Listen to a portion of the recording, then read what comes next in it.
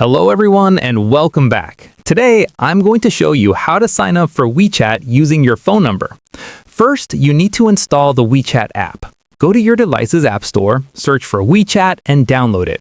If you're using Android, tap Install, and if you're on iPhone, tap Get. The installation usually takes less than a minute. Once installed, open the app and you'll see two options, Log in and Sign Up. Tap on Sign Up to start creating your WeChat account. You'll be given two options, sign up via mobile or via Facebook.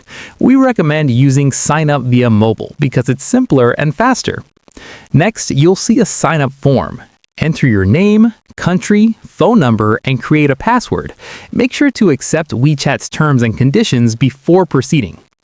After that, WeChat might ask you to complete a security verification to confirm you're not a robot. For example, you may be asked to select images that match a description, like cherry blossom trees in spring. Complete the challenge and tap OK. Then take a moment to read and acknowledge WeChat's privacy policy, which explains how your information is used and who can access it. Check the box to confirm you've read it and tap Next. Finally, once the sign-up process is complete, WeChat will open automatically. You can now add friends and start texting right away.